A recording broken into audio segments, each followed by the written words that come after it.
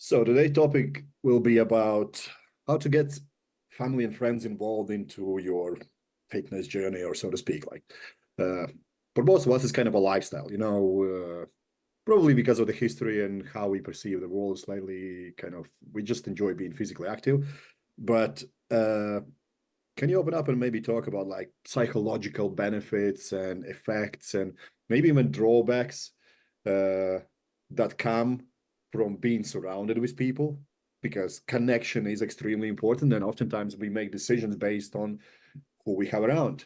So, Yeah. So, can you do num yeah. as So the people that are around you are definitely going to influence how you think, how you act, think everything, right? And that's not really foreign to anybody.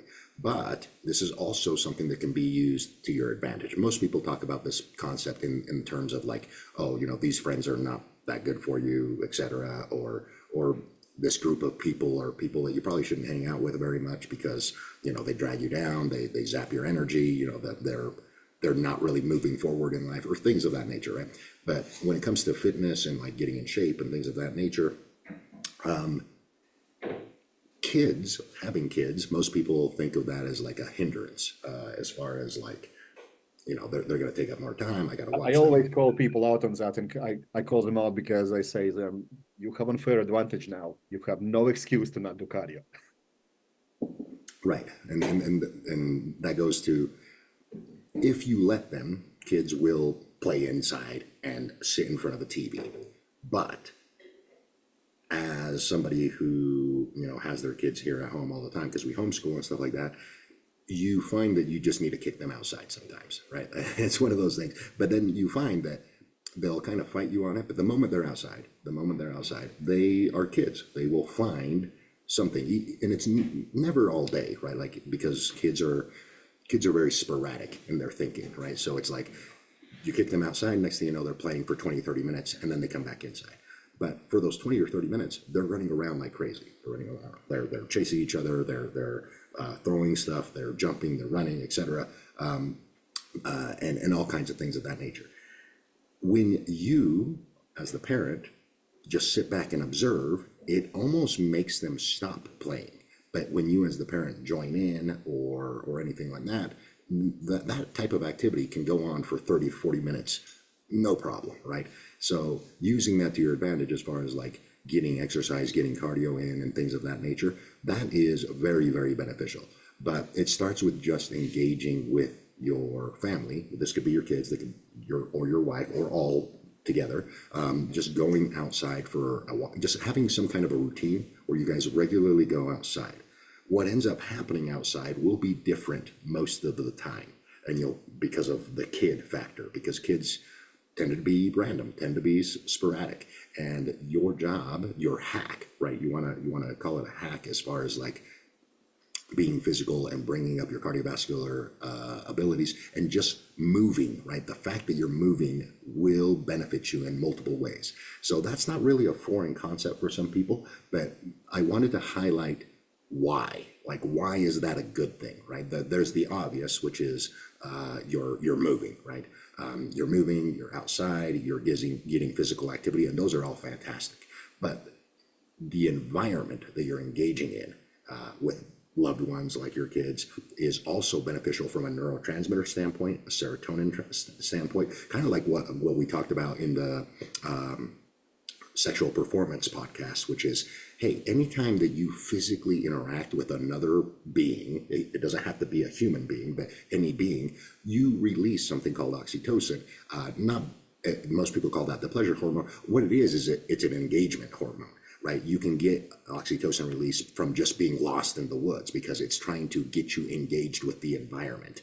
And that engagement hormone will, by definition, have all the benefits that we listed in the sexual performance podcast, where it's going to raise your ability to just feel good and perform sexually, even though you're not doing activities in a sexual nature. Just by raising oxytocin will do that.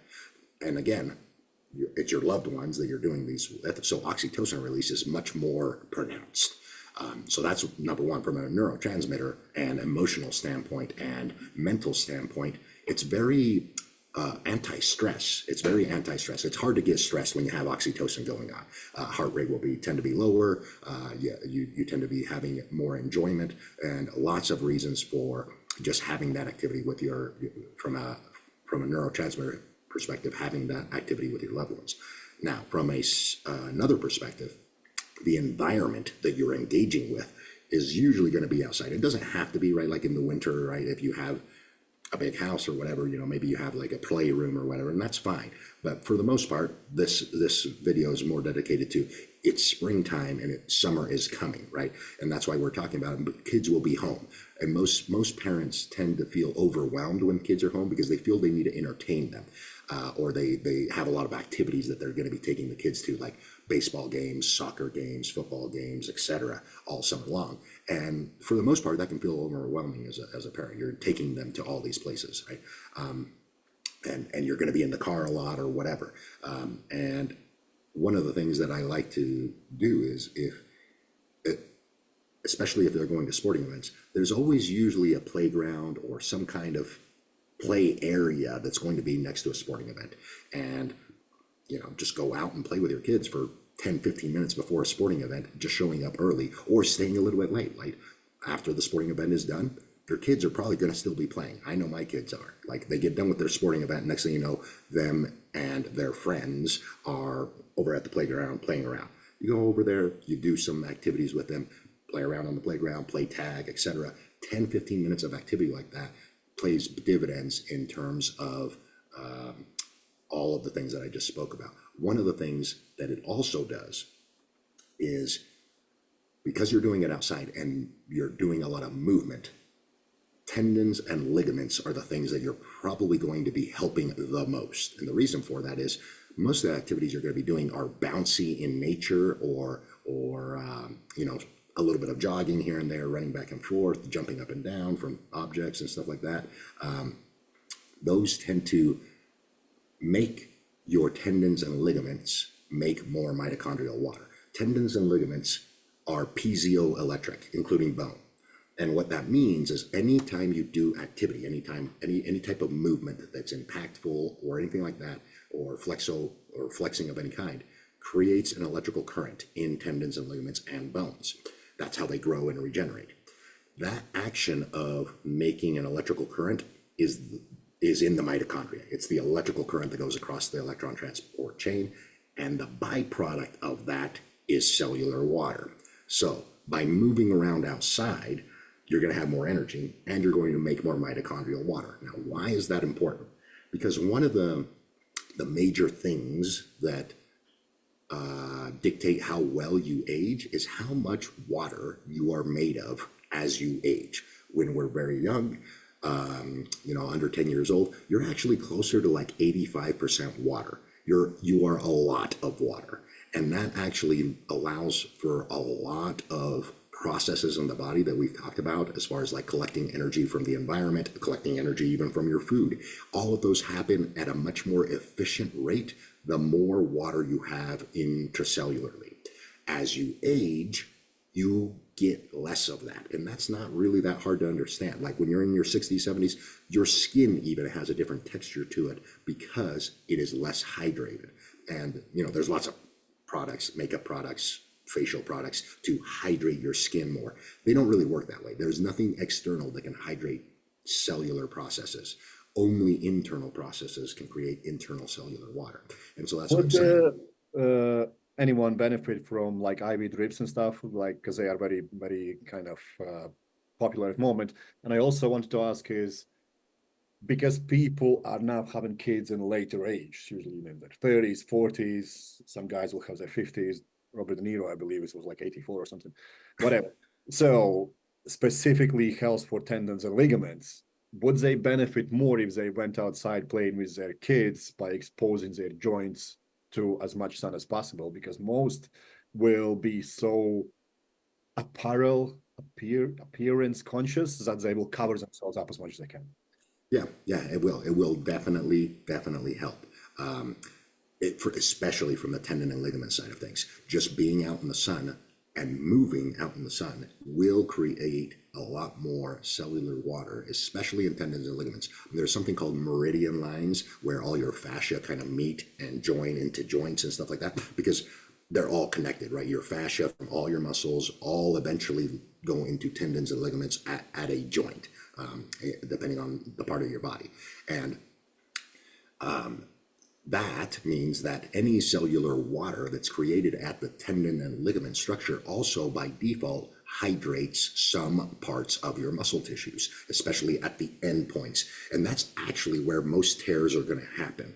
They're not going to, it's less often that you will tear a muscle belly. It doesn't mean it doesn't happen, but that's not really where the majority of tears happen. They happen where the muscle meets the tendon and ligament, and then the part where the tendon and ligament goes to the joint. Somewhere in that section is where you're going to experience most tears. That's also the place where you're not going to get that much blood flow. And so the way that you create intracellular water is two ways: movement, because tendons and ligaments are piezoelectric and flexoelectric, and sunlight, because sunlight upregulates the ATPase. That's going to produce more water, and movement also upregulates the electrical current, which also makes more water. So just from a joint health perspective, just moving around, and the movements are unpredictable, right? Like when you're running around chasing a kid and stuff like that, you're not really sprinting, right? In a training type perspective, you're climbing over things, coming off of things. You have to also relearn how to move your body. That's from a cognitive standpoint, very anti-aging in nature. We spoke briefly about this in some time of training programs where, jumping and changing direction at the same time is very beneficial to help keep a healthy mind. You're attacking this from like just playing with your kids. You are getting so much from doing that, even if it's 20 minutes a day, right? Take them out in the morning, play around a little bit, or in the afternoon. It doesn't really matter when, but just 20, 30 minutes of play throughout the day, every other day, something like that, provides benefits from a cognitive perspective, from an emotional attachment type of neurotransmitter perspective, and from a proprioception type perspective of keeping your brain fresh on how your body moves. Because I don't think this is something that's foreign, but your body's not the same, right? Like every year you have a different body. The problem is, as you get older, you move it less, especially through space, right? And so that means that you essentially become dumber at moving your body, right? If you don't actively do that. Just like when you were, 12 years old to the time you became 18 years old, there was a lot of change in your body and you had to re-coordinate yourself. And if you weren't moving and being active in sports, you essentially become uncoordinated if you just go through all those changes of your body and never actually reestablish proprioception of your brain connection to your body. That continues. This, what you just described, into a progressive overload, just being able to move same exact way that you did last year because you have different body now. Yeah, that's essentially what I'm trying to kind of teach people I work with. I'm like, the best progress you can make is not getting worse. Because most of the people I work with will be in their 30s, 40s, 50s, 60s. They are way beyond their physical prime that they think that was their prime, when in reality you can always get better. But the first thing what you need to do is stop getting worse, which is same like with fat loss. First thing what you need to do is not burn fat, it's stop storing fat. And then everything's easier. Yeah, that's 100% correct. You're trying to, like, there's a certain age, just like you said, there's a certain cutoff where the goal is to continue to move with the same quality of movement that you've always been able to. And that requires teaching the brain how to move your body fairly regularly, because it will change. It changes. It's impossible to have the same body. And that's a concept that not a lot of people think about, right? I was 35 5 years ago. I should be able to do the same things. And then you ask them, have you been able to actually train to move the same the whole time? Well, no, I took, 3 years from doing anything, right? So it's been 3 years. And usually they just go, yeah, but I'm just older. I'm like, no, you just stopped moving like you did. Yeah, that's why you are. Forget there's a learning thing, right? There's a learning thing that has to happen with your brain, learning to move this older body. It has changed. It moves it a little bit differently. Your brain has to adapt to that and learn how to move it through space appropriately.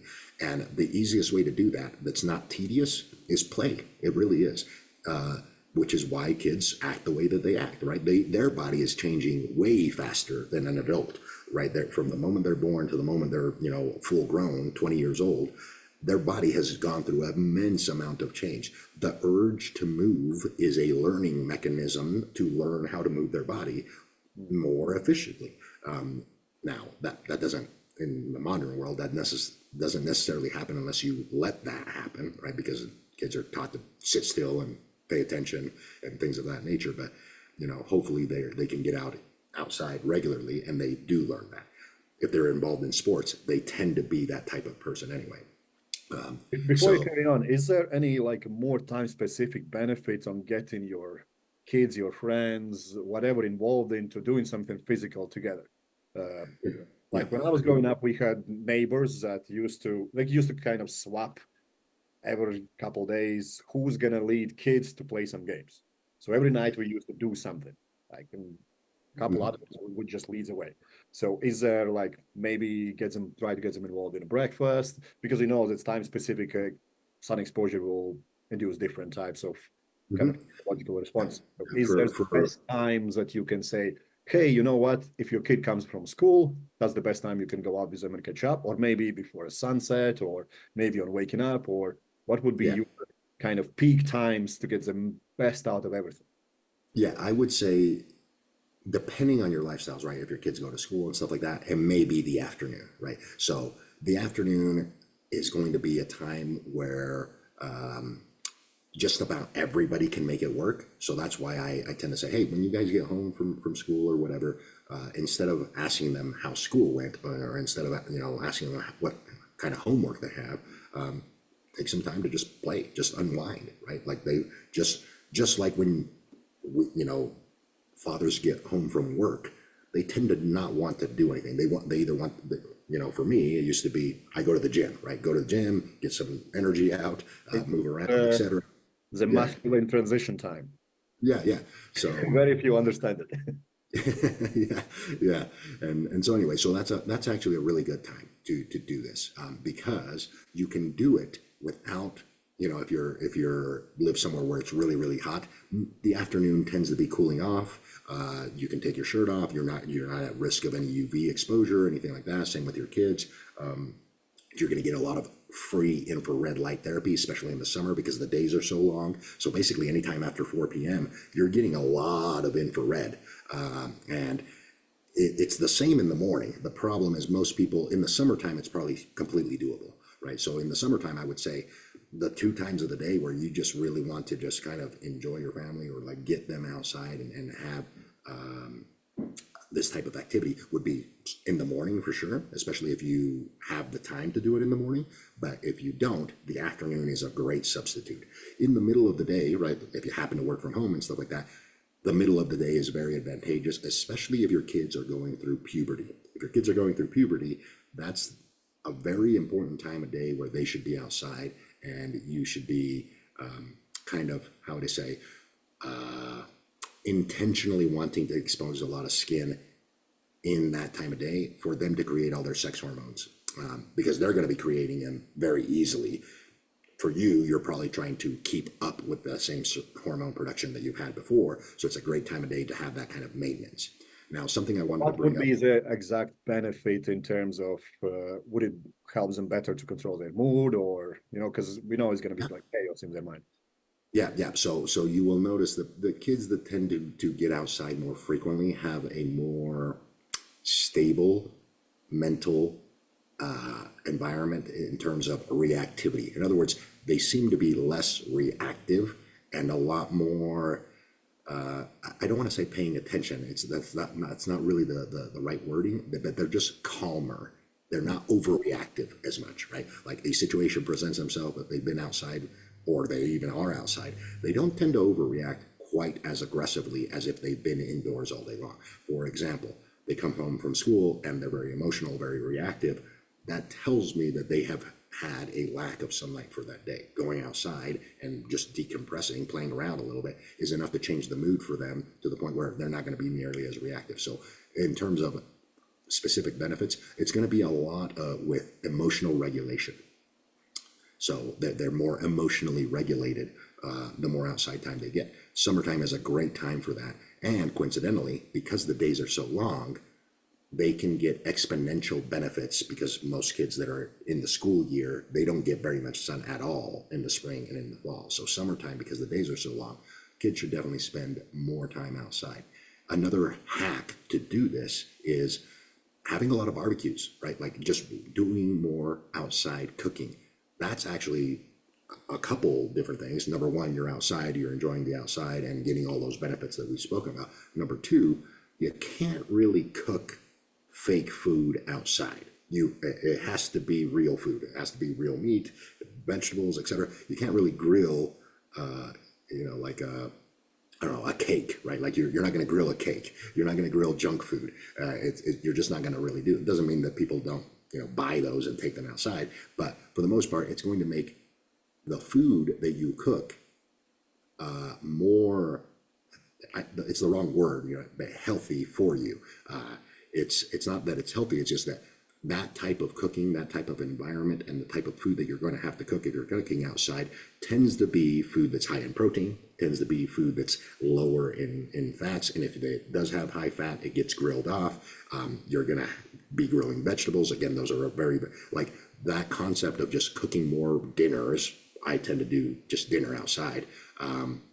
Is very, very beneficial, not just for you, but also for the family. And it's easier to keep on track of your nutritional outcomes, right? Like if you're trying to get leaner and things of that nature, you can account for that, right? Like you can cook some chicken breasts for yourself and some steaks for your kids and your wife, and you can immediately separate that, cook it all at the same time. It makes it much more easy to prepare dinner that's individualized if you need to. But if you're not necessarily dieting or needing to eat really lean proteins and stuff like that, it also means that you're going to get your fill of food very easily. Because when you grill, most of it's going to be a protein type based food. And if you happen to overeat that, especially in the evening, you're going to be very, very full. Like I tend to grill, quite large steaks when I do and stuff like that. If I eat the whole thing, I'm full. Like I'm not going to have a snack after. Like even though it might be 6 p.m. in the afternoon, not going to have snacks. I'm too full for that, and I'm just going to enjoy being outside.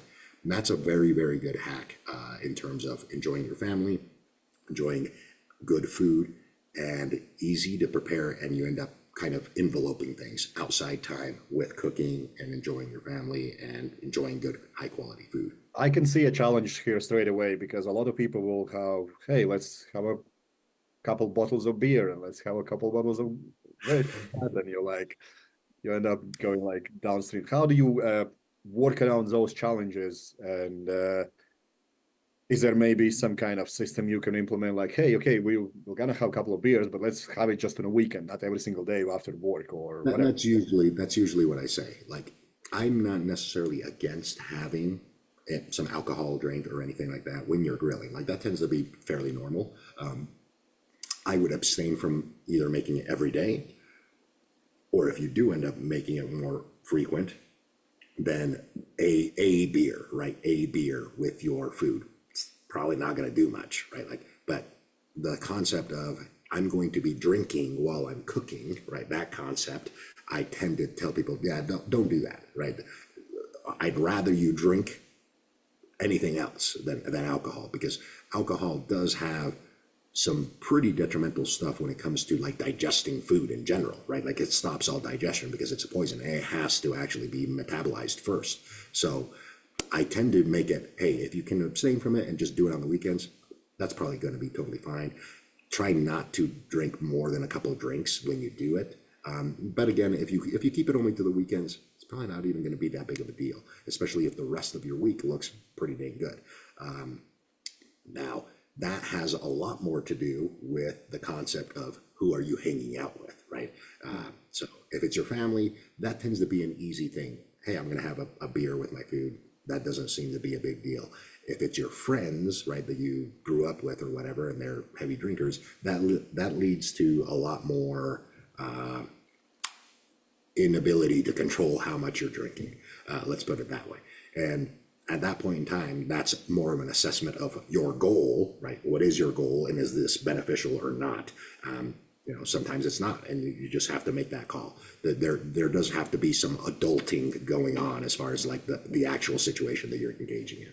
I always ask people to just write down what they actually want to do. And just this weekend, I had a conversation with somebody. Like I mentioned, I've traveled so many countries over the last few years. And every single time I go there, I will always choose what I like to eat. You know, I will try some local stuff and I'll try to eat local stuff anyway, but it will be none of the cakes and all those kind of things. And people go like, oh, it's very restrictive. It's not, isn't that eating disorder? I'm like, it's eating disorders that you always want to eat garbage. Like I want to eat food that makes me feel great, makes me feel good and fills me up. And I know that I eat for that goal and I have clear outcome in my head. So have you got any strategies to kind of get to the point where they can sit down and analyze their own thought process about what do I actually want to achieve? Because more often than not, people will come with some vague description of, hey, David, can you help me lose weight? And I always make a joke, just go to the toilet and you're going to lose weight. Make yourself before and after toilet, you've lost weight. That's not a goal.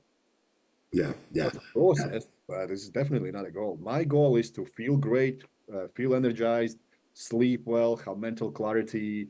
I've written down A4 pages, multiple pages about how I want to feel, how I want to perform, how I want to look, and so on and so forth. So that's why it's so yeah. easy for me to reflect on. Have you got any strategies that you would incorporate for somebody to kind of get themselves to probably the word would be mindful about what they are doing day to day, because that mindfulness goes out of the window when they start incorporating alcohol and all those kind of things. Yeah. So you basically there isn't really a strategy. The strategy is making sure that you are clear on what you're trying to accomplish, right? And then committing to it, right? So as a coach, that's a little bit easier because I just tell them to commit to me, right? Like, hey, you're committing, you are saying these things that this is what you want to accomplish. I'm telling you, these are the things that you have to do. These are the things that you can't do. And anything in the middle, that's for you to decide. But I put the boundaries, right? Like here's the things you have to do. You have to get these done. Here's the things I do not want you to do. Don't do these, right? And everything in the middle, I'm like, that's really up to you and your flavor of how you run your life and all of that. I don't necessarily need to micromanage that. And but it starts with having a clear goal, and then obviously they're working with me, so they've hired me, and then I go, okay, the goal is whatever it is, and there are some things you cannot do. These are them, right? And here are some things that you have to do, usually a handful of each, right?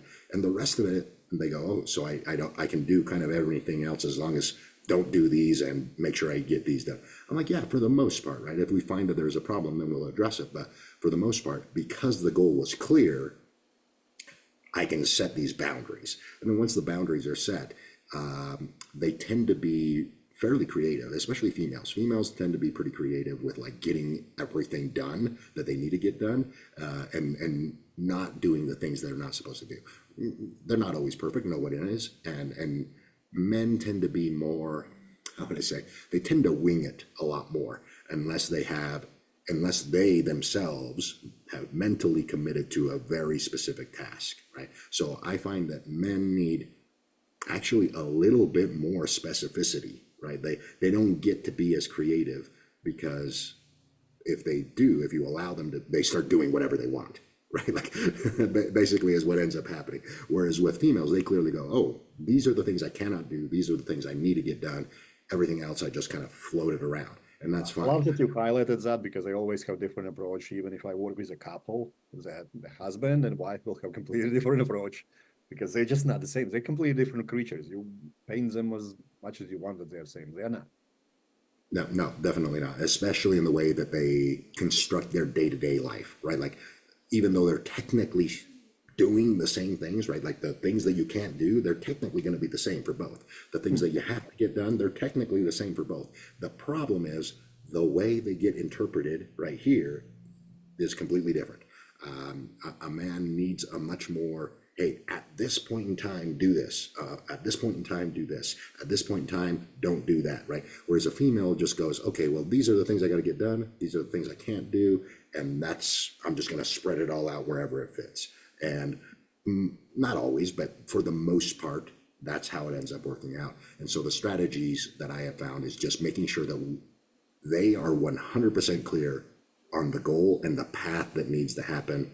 Not necessarily, it may not be step by step, but generalities of these are the things we have to check off this week. These are the things that we do not want to do this week, right? For example, when you're getting started, right? When you're getting started with a diet or a training program or something along those lines, one of the things you must do is the work of getting it going, right? Like that's going to be really hard for the first month for most people. But you have to do that work. If you don't do that work, the body doesn't upregulate the correct enzymes to keep things moving. You know, it's most people think, oh, I just want to ease into things and I kind of want to start with half of the things and the other half. I'm like, yeah, but you're just postponing how long it's going to take to start seeing some results. It's gonna be a miserable period, you want it or not. It's like doing anything. You start running a business, you're completely clueless about the language they use and whatnot, and it within 5, 6 years, you're like, yeah, just do this, and you kind of increase your income 10 times, whatever. So how do you build a support system based on this? Because more often than not, what I find is that there is just such a draw to get back to this tribalism, so to speak, a mode where you, hey, you know, one cake won't harm me, or one drink won't harm me, and then another and a third, and this and that. And you kind of get it, but at the same time, you end up pleasing others at the expense of your own well-being, what you actually want to do. So Yeah. how do you manage to overcome those kind of challenges? Well, with your, for the most part, most people are going to have a significant other or kids, right? And those are actually the people that you want to tell your goal to, right? Those are the people that you want to make very clear the things that you're trying to accomplish. You know, and it doesn't have to be like necessarily like sit down and, hey, I'm going to be doing this, but they know what you're doing. Like they know what you're trying to accomplish. They know all these things, and more, especially kids, right? They'll call you out pretty almost immediately when you're doing something that you told them that you didn't want to be doing, or when you told them, like kids tend to just be like, hey, aren't you not supposed to be doing that, right? And then you go, oh yeah, that's right, right? So it's that part is actually easy, but it starts with the first step, being clear on your goal. And obviously from your coaching yourself, that's understood. You should also make it understood with your significant other, your kids, etc., because they will also be telling you goals, right? They will also be telling you, hey, you know, your kid might be like, hey, I want to play soccer and I want to get better at it, or whatever sport, right? Or maybe not even a sport, right? They could be playing piano or doing something on a computer or whatever. But the point is, they're going to tell you your goals, right? And as a parent, you're probably going to try to set them up to help them in some way, shape, or form. As a family unit, they will also do the same for you. But you have to physically tell them that your goal is clearly this, and they will listen, right? They'll just listen, and then they'll pay attention. They'll pay attention to the point of they might call you out on some things when you're clearly doing something that you shouldn't be doing, and that's okay, right? That's the point of having a support system, is not to always pat you on the back and tell you you're doing great, but to also be like, hey, you're doing something you probably shouldn't be doing. So that you're doing something that you committed that you wouldn't do, or that, hey, you consistently miss this thing that you are consistently saying you're supposed to be doing, but you're just not. It kind of gets you back on track. Yeah, and it's usually I find it more challenging with guys because their perception of fun is more like hedonistic. Hey, let's get a drink and let's do this, let's do that. And I actually had a conversation with somebody this weekend who was like, how do you get over this? Because my friends just like drinking. And I'm like, get better friends. Oh well, it's hard. I'm like, is it so? Yeah, well, I mean, In reality, if you don't see yourself doing this in next 5, 10 years and enjoying it, and you know exactly that is destroying you, and you're feeling miserable for 2, 3 days afterwards, and this and that, you most likely didn't even feel great whilst you were doing it. You were just intoxicated, and you had this fake perception that it was great. yeah, But in reality, it's sometimes you need to have to make tough decisions, and there's only yeah, so much time we have, you know. And if at, let's say, 25, 30, you are not happy with the way you look, not happy with the way you feel, and you know exactly that it's because of the people that surround you, you have to make the decision. And the sooner you make the decision, the better. Yeah, yeah, and that's 100% right. The couple things there. So this day and age, it's easy to find people who are interested in the things that you are interested in because of the internet, right? Like that part is not hard. People, that's an excuse, but it's not hard, right? Like not physically meeting up with them, that might be difficult, but like finding people that you resonate with that have the same goals of you, that's readily available. That's not really the problem. The problem is committing that you need better friends. That's the initial hard part, and that also leads me to the next thing, right? What you mentioned there at the end. The longer it takes you to make the decision, the longer it will take you to get to the point that you want to get to. In other words, the difference between a successful person at changing something about their life, whether it's physical, mental, or in general, you know, it could even be the friends that you hang out with. The difference between a successful person and a person that doesn't become successful at doing that is the time it takes to do the work needed to make the change. So most people arrive to the right decision almost right away. You know, just in having a conversation with somebody, a real conversation, they go, oh yeah, I do need to change that. That's not when the change happens. The change happens when you physically start doing the work. That's universal, right? Whether it's starting a business, starting a diet program, a training program, finding new friends, there's work that needs to be done. It's physical in nature, and you have to start doing that. The sooner you come to the answer of what you need to do, that's step one. But that's not what makes you successful. It's I've committed to it and I'm doing the physical work. The moment you start doing that, the shorter that time period, the more successful you'll be. I think the summary of this could be that more often than not, people perceive that it's a lonely journey, so to speak, and whatnot, when it really isn't. And the sooner you can get everyone around you involved, the better you're going to benefit from that as well. Like I see so many times that I just suggest somebody who has kids, hey, why don't you just go on a walk with your kids? They usually look at me weird. I'm like, what do you mean? I'm like, well, that's your cardio. That's your activity. That's whatever you want to call it. And after a week or so, they call me back, oh, I've never connected so well with my kids. I'm like, yeah, because you always thought that doing something for yourself is taken away from your time with them. But in reality, they will do whatever the hell you do.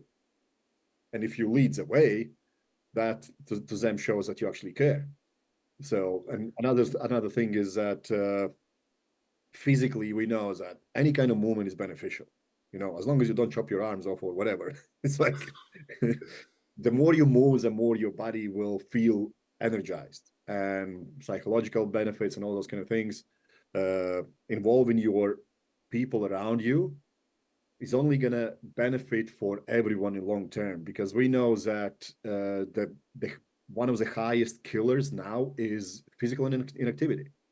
It's not alcohol, it's not smoking, it's not anything else. It's just not moving. People are predominantly moving less than 2,000 steps a day, which is sad. Yeah, that's it. You're 100% right. And the earlier you instill those types of values, the better not only you will be, the better they will be. Awesome, David. Thanks for your time as usual, and I'll catch you in the next video. Awesome. Thank you.